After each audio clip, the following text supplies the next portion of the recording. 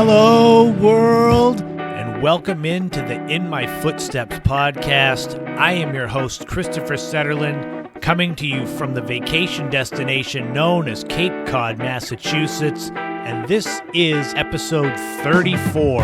This is a special bonus episode that I do usually once a month. We take one topic, expand on it.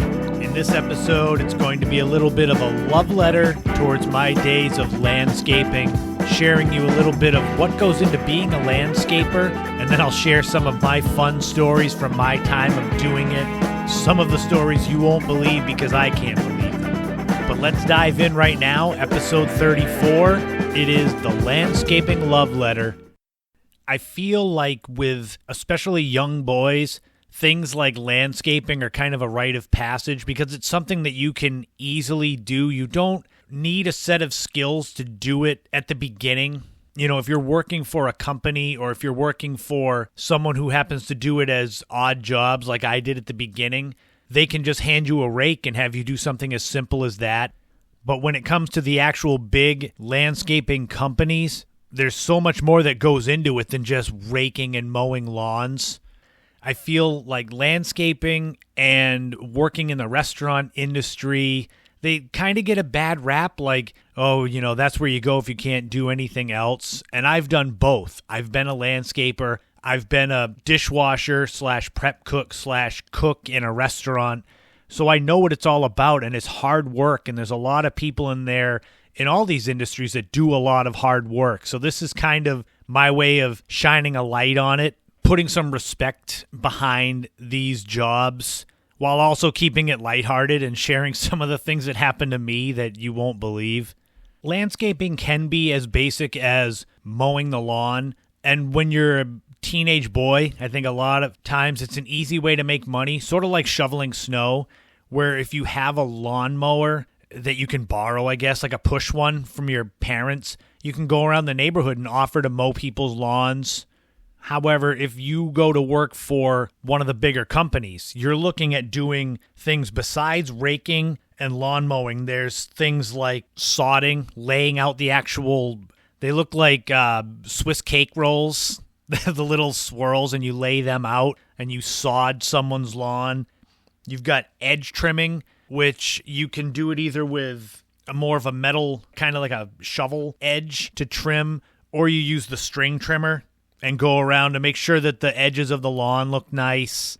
There's loam, which is kind of prepared dirt, but you've got to rake it to get any rocks out of it. Then you lay the grass seed in it. Or there's hydro seed, which is kind of a step up from the regular seeding. It's like fertilizer and grass seed, and it's sprayed from a big old hose.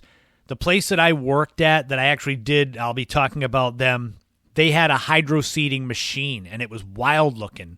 It was a big tank, and the boss would be up there with a hose, and he would just spray this green paste all over the lawn. And that was kind of how you got it going, how you started a lawn. And then there was the real grunt work, like weeding, pulling weeds, and God help you if you didn't have gloves for that. Mulching was kind of similar. You just have gloves and you spread it everywhere. Funny thing is that when I smell the fresh mulch now, it brings me back to those days. My landscaping season was almost 20 years ago when I did an official summer season in landscaping, and it was almost 20 years ago now, but I can remember a lot of it like it was yesterday, and the fresh mulch brings me back to that. I don't know if anyone else has that out there, if a certain smell or sound, it's like visceral. It brings you back to something you remember from back in the day. And fresh mulch, I guess, does that for me. So those are some of the things that kind of entail landscaping. It's more than just lawn mowing and raking.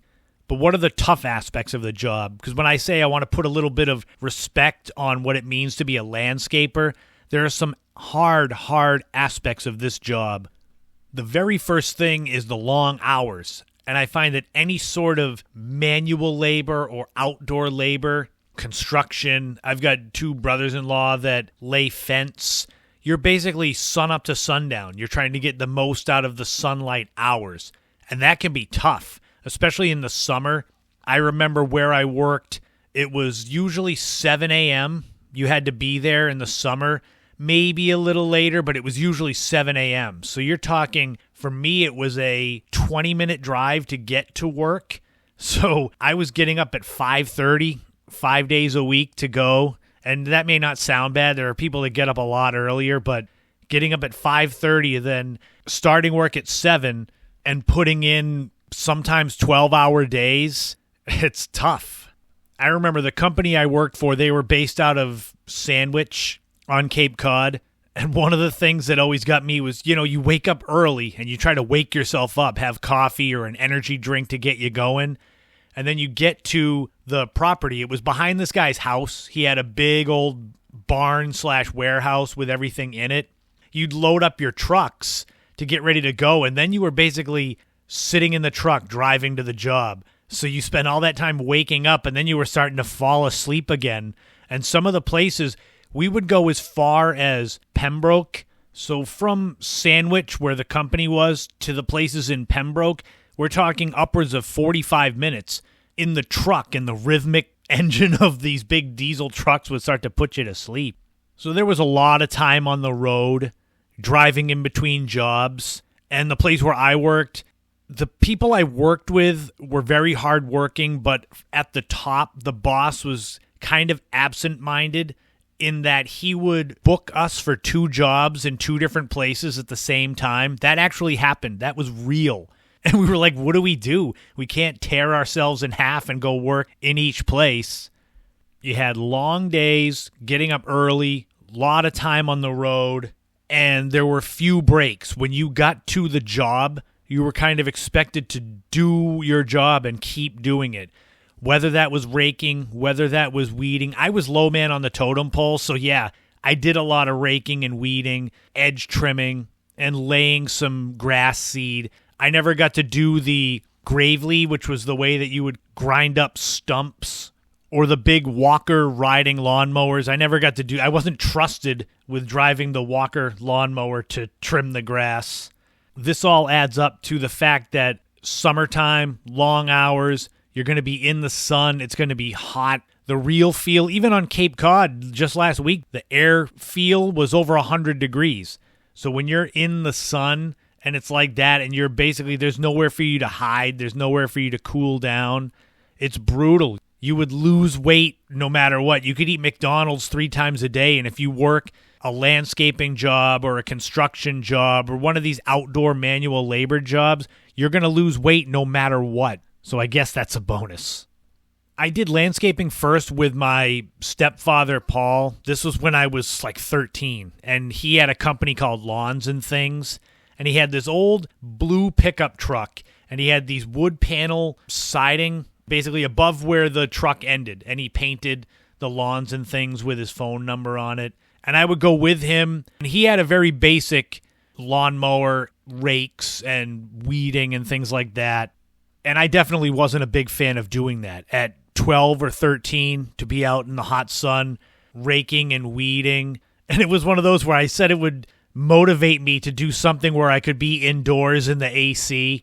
After that, so I worked with him landscaping. I've mentioned before on episode 30 about my friend Matt Medeiros. I worked in his family store stocking shelves, and then I ended up working in the restaurant as a dishwasher and a prep cook when I was 15. So I hit like the trifecta of jobs that you would get as a teenage boy back in the early 90s. The way that I got into my actual real season of landscaping was when I had come back to Cape Cod from Las Vegas. I basically had to go back into the old life I had. I thought that Vegas was going to be the big break, and I left behind my Cape Cod life. And then when I came back from Vegas, I had to sandwich myself back into that life. It was depressing. So I didn't want to go back into the restaurant business. I said, at least I can make that different. So my brother-in-law offered me a job working for his boss at his company that was in Sandwich. So that's how I got in there. This was 2002. And I thought about the money, like, I'll be working 65 hours a week. I'll make money. I'll get a lot of sun, so I'll get color because I'm Scandinavian blood, so I don't tan, I burn. And I'll drop weight because I'd been stress eating from coming back from Vegas. That's what I thought of. Only when I got started doing the job did I rapidly lose interest in doing any of that. So what are the stories that I want to share, the funny ones? Well, let's just dive right into this is all within, I'd say, a 4-month period. All these stories happened, and this is 100% true.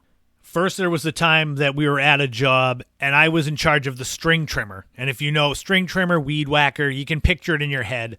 Long handle with the plastic string that when you turn it on, it whips pretty fast, and it's kind of dangerous. I was in charge of doing that. I was lagging behind because it was hot, and I was not interested in doing it anymore that day. So I had to hurry up and get the string trimming done. And I'm rushing, and I must have either bumped into or hit a bee's nest in a bush. So I'm string trimming, and suddenly I've got dozens of bees flying around me. And I'm just running with the string trimmer because the bees, I got stung a couple times. Luckily, it wasn't more. But I'm just running around this yard trying to get the edge trimmed. And I'm like, oh, God, I'm getting stung. That's the least of all these stories because that's funny. And it was a couple bee stings. And you can picture me running around trying to avoid the bees. But let's take it up a notch. On a hot day in the summer, if you're outside doing landscaping or any sort of manual labor, it's so important to have. You'll see these guys with their gallon jugs of water. And I couldn't figure it out until I started doing the job. And then I started bringing my gallon jug of water with me. There was one day we were doing a job. This was up in Sagamore Beach, right over the bridge over the Cape Cod Canal. And it was a house that was being built. So there was no trees yet. The house was only half done. And we were there to do the actual landscaping on it. There were 2 trucks there. I had left my water in one truck. And lucky me, that truck was the one that left to go get some supplies at a store. They had to go, they were gone for at least an hour. And at one point, I didn't realize they had left with my water. And this day, it was brutal heat and humidity, and there was no shade. And I'm out there raking. At one point, it was so hot, I was starting to see purple spots because I was dehydrated and overheated. Somehow, I survived the day and ended up making it home. And I'll never forget, I didn't realize how overheated I was until I wanted to get in the shower. I said, I got to take a cold shower to kind of cool me back down after that hot day, all day in the hot 100-degree sun. I stepped into that shower, and as soon as the water hit me, it was like being put in a bear hug by the world's strongest man. I gasped for air, and I was on the ground in the tub. I couldn't even breathe because it was heat exhaustion. And I don't know what heat stroke is, but I didn't have to go to the hospital, but oh my God, I literally felt like I couldn't, like there was someone standing on my chest because when that cold water hit my body, I will say I never forgot my water again after that. But wait, it gets worse. So anyone that's done landscaping, you know that they have the big heavy-duty trucks. There are some that have the heavier metal swinging doors. We called them the rack body trucks. We would have to load those up when we would do our morning routine, throw in wheelbarrows, throw in rakes and shovels and all that stuff. So I'm loading up this truck. This was a morning. It was a gray kind of day, windy, kind of drizzly. Those were the suckiest days to work. But I'm loading this truck up. I'm pushing in. I think it was a wheelbarrow. I pushed in, and the wind picked up. It was a gust that just was perfect. And it blew the rack body door so hard that it swung, and this heavy metal door hit me right in the back of the head. Hard. And I don't know if anyone's ever had a concussion, but this one, so it was essentially like everything went white, and then slowly everything faded back in, and it was painful. The stupid thing was I went to work that day. And I was working, and throughout the day, I was dizzy. I was falling into bushes because of this concussion. It was so bad. I worked the whole day, though, in the rain and the wind with a concussion. I remember I went to the doctor, and he told me, and I'll never forget, that's why it sticks out in my head. He said the concussion was so bad that it was basically the same as if someone had hit me in the back of the head with an aluminum baseball bat. So think to the movie The Untouchables when Robert De Niro hits the dude with the baseball bat at the party. It's like that. That's what happened to me landscaping. So we got heat stroke, we got severe concussion. What could top that? Well, I got one more. It was another morning loading up the trucks to get ready to go do the jobs, and I was having to go grab a wheelbarrow. These were heavy-duty plastic. They weren't heavy. You're talking 15 pounds at most, and this one was upside down, so I went to grab one of the wooden handles to pull it. You know, you'd just grab the handle, flip it over, and wheel it over to the truck. So I'm thinking in my mind, this thing weighs 15 pounds. You can just kind of grab it, yank it out, and flip it. I didn't know that the front end of this wheelbarrow was wedged under a piece of machinery that must have weighed 1,000 pounds. So this thing was stuck. It was not going to come out, but I didn't know. So, you know, you don't brace yourself to grab it if you think it's going to weigh 15 pounds. So I reached with my left arm, grabbed the handle of this wheelbarrow and pulled, and instead of it pulling out, it pulled my shoulder right out of the socket, and it sounded like a walnut shell getting cracked. That's the kind of searing pain that you never want to experience. My whole shoulder got warm all the way down my arm because I had separated my shoulder, but then it popped back in. So it's called a subluxation. Basically, it pops out, pops in. My shoulder, though, it popped in, but not quite all the way like it should have. So it was like 90% in. I've never fully recovered from that. My left shoulder, it's still damaged. I went to the doctor probably a month or two later. He probably got sick of seeing me after the concussion. But he said to me, I remember this one too. He said, I can fix your shoulder and pop it back in, but the first thing I have to do is tear your rotator cuff to get it back out and then set it. So I was looking at 9 or 10 months of not being able to work, and I said, forget it. I can still use my arm. I'll just deal with it. I know, it sounds like a typical guy. Yeah, I'll work through heat exhaustion. I'll work through a concussion. I'll work through a shoulder subluxation, whatever. Needless to say, as the injuries piled up, my interest waned in landscaping, and I actually longed for the days of going back into the restaurant business. I got laid off from the job in December because there was no need for landscaping then. The boss kept a few people on to do snow plowing and shoveling, but that wasn't me. I was low man on the totem pole. So my tenure as a landscaper ended, and I ended up going back into the restaurant industry to cook. But I learned a lot. I got a lot of respect for the people I worked with. Not so much the boss. He was kind of a knucklehead. But the people that I worked on the grounds with. And I have so much respect for people that do that now, landscaping, because it's not easy. You think that just anyone can do it. Well, if you do it well, or if you are out there working the tons of hours, it's a lot of hard work, that manual labor. And I think going through it, you have more respect. Just like going through it with the restaurant industry. If I go into a restaurant or a fast food, like a sub shop, and there's a mistake made, I always tell the people, look, I worked in the restaurant industry. I understand what you've got to deal with jerk customers that think that, you know, oh, my sliced tomatoes are so important and all this crap, when in reality, it's not that important. But those are my experiences with landscaping, my one season, concussion, separated shoulder, heat exhaustion. But hey, at least I got to mow the lawns and rake these millionaires' houses. I got to go to New Seabury and work on a house that had $1 million marble pool. I just wanted to sit there and look at the pool and say, oh my God. There were definitely good times and fun times. I had some fun with my brother-in-law at the time, and some of the traveling was fun. And just sitting in the truck and eating Dunkin' Donuts and driving to the next job. But at some point, you actually have to work. And the work was tough. And I'm very glad that I'm not landscaping anymore because it's hard work. I don't think I could handle it. I have so much respect for my buddy Steve that does side work. He does it as like a side gig. You know, he's excellent at his job, and I tell him he could run his own company. I have so much respect for that. So this was my landscape love letter. Episode 34. Thank you all for tuning in and listening to this little bonus podcast. Remember to find me on Twitter, find me on Instagram, check out the live stream every Friday at 8 p.m.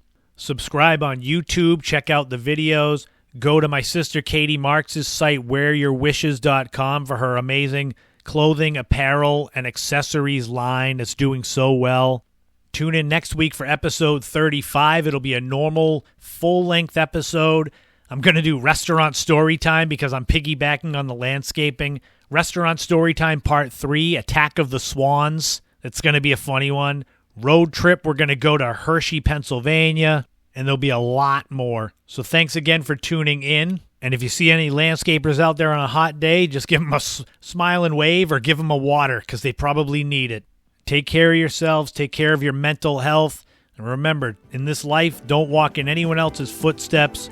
Create your own path and enjoy every moment you can on this journey because you never know. It's better to be happy than go on the other side.